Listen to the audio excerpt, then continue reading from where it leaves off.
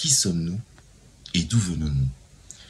Bonjour mesdames, mesdemoiselles et messieurs et bienvenue chers amis sur la nouvelle chaîne que je viens de créer qui s'intitule Le retour des enfants de la lumière, où nous allons aborder divers thèmes, des questions, de la spiritualité, des mystères, et nous essaierons d'y voir plus clair dans ce que devrait être le chemin chrétien. Pour la première et avec l'aide de Dieu, bienvenue sur le retour des enfants de la lumière. Générique.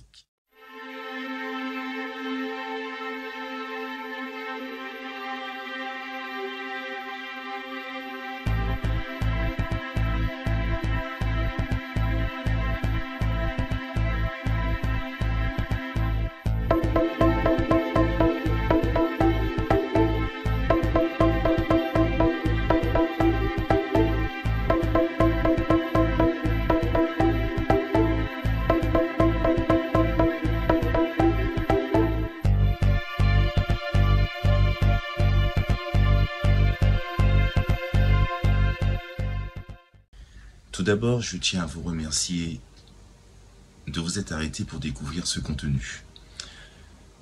Le retour des enfants de la lumière ou les enfants de la lumière, c'est un concept idéologique à la fois spirituel basé sur la foi et sur le témoignage de votre serviteur tout au long de nos divers rendez-vous. Il y aura en moyenne une vidéo par semaine, idéalement le samedi après-midi, afin de vous exposer des théories, des expériences et des témoignages de ma foi par rapport à ma nouvelle pensée de vivre. Avant de commencer, je tiens à vous rassurer que ce n'est pas une secte, ce n'est pas une religion, mais juste un partage de mon ressenti. J'ai vécu toute mon enfance jusqu'à ma majorité au sein d'une religion. J'étais issu de la religion protestante et j'ai toujours été en contact avec Dieu, sa parole et ses commandements. J'ai donc vu et entendu des témoignages de personnes, de frères et sœurs qui étaient tombés dans les méandres du péché et qui revenaient à Dieu après leur baptême. J'ai donc assisté à leur résurrection une fois qu'ils avaient à nouveau confié leur âme à Dieu. Leur témoignage me semblait hallucinant et beau. Cependant, un jour, j'ai à mon tour tourné le dos à Dieu. Tombant dans les pièges du malin, je déambulais dans les rues pavées du monde, découvrant sa folie et sa décadence. Jour après jour, année après année, je me suis laissé séduire par le malin jusqu'à oublier d'où je venais et qui j'étais. Il est bon de noter que le mal vient toujours à nous. Comme un ami insistant sur le fait qu'il y a plein de belles choses dans le monde qui nous intéressera et jour après jour, nous avançons dans le péché, tout en oubliant notre Créateur. Des années, des mois, des jours se sont écoulés et je suis resté dans l'obscurité. Étant à l'origine enfant de lumière, nous avons tous une espérance au fond du cœur, une paix. Et une fois dans l'obscurité, nous ne ressentons plus que du doute et que de la peur, une pression. Il y a une déstructuration de notre façon de penser et le mal nous inflige pas mal de dégâts en nous maintenant dans la peur et dans l'angoisse. Il n'y a que peu de temps que j'ai ouvert les yeux et cela grâce à des amis précieux qui se reconnaîtront et qui m'ont permis de réaliser que je n'avais pas suivi le chemin que Dieu avait tracé pour moi et que j'étais parti à la dérive, spirituellement, physiquement et émotionnellement parlant. Et je peux vous assurer que le réveil fut brutal. C'était comme se prendre un seau d'eau glacée sur tout le corps. J'ai enfin réalisé que la voix de Dieu m'appelait depuis le début et que je ne l'entendais pas. Mais en même temps, imaginez, vous vous réveillez marchant dans une ruelle, sans savoir où vous êtes, ni qui vous êtes, et ni comment vous êtes arrivé là. Donc j'avais perdu toute connexion avec mon âme, et je me sentais perdu, seul et désemparé. Cependant, une réalité, j'étais enfin réveillé. Et je savais exactement ce que je voulais. Pour la première fois de ma vie, ce que je voulais, c'était ressentir la présence de Jésus dans mon cœur. ce moment précis, j'ai pris conscience que je devais faire quelque chose et j'ai subi un réveil et j'avais un nouvel objectif désormais dans ma vie. Vous prévenir que la fin est proche et que Jésus revient bientôt.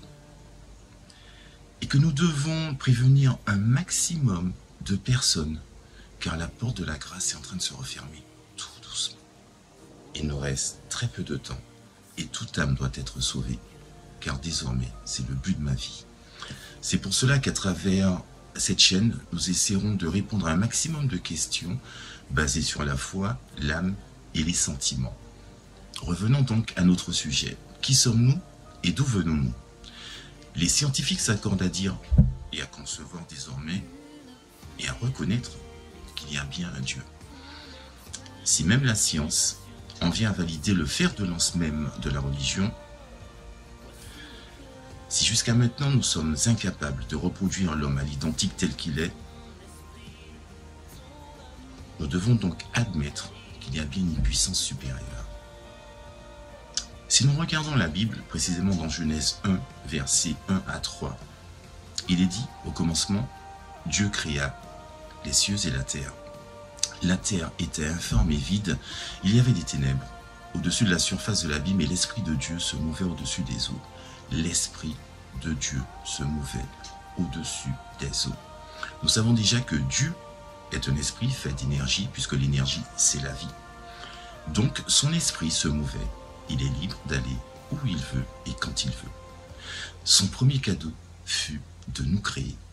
Genèse 1, verset 26, Dieu dit « Faisons l'homme à notre image, selon notre ressemblance. » Faisons l'homme à notre image, selon notre ressemblance.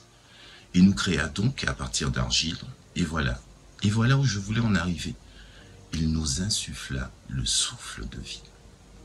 Dès lors, le magnifique instrument qu'est notre corps se mit à fonctionner. Ce corps fait à partir de boue est en vie par la seule présence de son souffle dans notre corps. Ce corps fait à partir de boue est en vie par la seule présence de son souffle et de son énergie en nous. Avec la parcelle d'énergie qui appartient donc à notre Dieu, nous sommes vivants. Vivants dans un réceptacle. Il y a une date de péremption pour tous les réceptacles, mais le plus beau des cadeaux, c'est la possibilité de choisir qui nous voulons être et à quelle tribu nous voulons appartenir. Pour ma part, j'ai choisi la lumière et j'essaierai de rallumer toutes les lampes oubliées, égarées, perdues, ou quand bien même estropiées dans le monde, à travers ces émissions, car ce sont les souffles de Dieu, et il revient bientôt parmi nous, afin de nous montrer et de nous ouvrir les portes de sa sainte cité. Ces temps-ci, vous verrez beaucoup d'enfants de Dieu prophétiser, proclamer le retour du Christ. Le temps du réveil est là maintenant. Ouvrez vos cœurs à l'appel du Seigneur, n'y résistez pas, car tout est déjà écrit. Il n'est que bonté et amour. Je sais que j'ai encore beaucoup de chemin à faire. Je le fais avec bonheur, car vivre avec son amour dans le cœur est une délicieuse sensation. Un apaisement incroyable. Depuis que j'ai accepté Jésus comme sauveur, je peux vous garantir que ma vie est transformée et je dirais que les plans de Dieu sont incroyablement précis. Laissons-lui le temps de nous accepter dans la douleur et dans la persévérance. N'oubliez pas, dorénavant, de remercier Dieu toutes les fois où nous nous réveillons, car c'est une nouvelle journée, une opportunité de devenir meilleur. D'où venons-nous? De la terre et de l'énergie de Dieu. Si vous remarquez bien, le cœur est un organe important puisque c'est celui qui permet à notre corps de fonctionner. Il assure la circulation sanguine dans tout notre être. Et quand il s'arrête, le corps périt. C'est intéressant de noter que sans l'action de l'énergie dans notre corps, nous n'existons pas. Le cœur, celui également que le Christ voudrait habiter. Plutôt étrange, non? Une fois qu'il est dans notre cœur, il nous assure une vie infinie et pleine de bonheur. Le cœur est donc le pont, la jonction entre le souffle de vie, notre corps et Dieu. Pensez-y et demandez-vous pourquoi Dieu n'habite pas tous les cœurs. Encore une fois, j'essaye simplement de vous faire comprendre, de vous faire prendre conscience, de laisser le Christ envahir votre vie, qu'il remplisse votre cœur d'amour, de bonheur, de paix et de joie. Ainsi, vos âmes loueront l'Éternel et le béniront pour ses bienfaits. J'espère que cette première émission vous aura plu et vous aura apporté quelques réponses. Nous aurons plein de sujets à traiter qui me semblent importants car nous tombons sur la route. Nous ne savons pas ce que nous devons faire ni quoi penser de nous, de notre chemin. Ces émissions essaieront d'apporter une réponse à tous selon les messages que Dieu a délivrés à chacun de ses enfants. N'hésitez pas à partager, à liker, à vous abonner et à laisser des commentaires. J'y répondrai dès que possible. Entre les écrits des sujets, les montages, la conception vidéo, la conception, ça prend du temps, beaucoup de temps.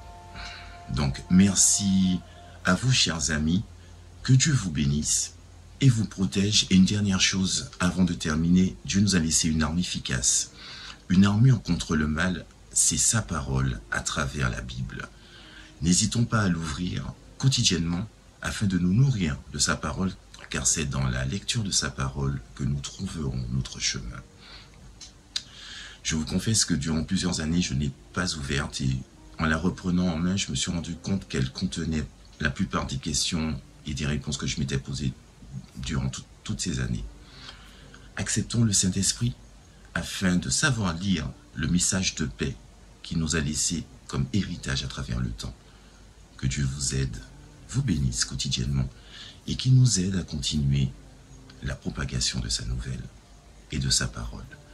La fin des temps est juste devant nous et j'ai choisi mon camp, celui de la lumière. Quel sera le vôtre? Quel sera le vôtre? Bonne semaine à tous.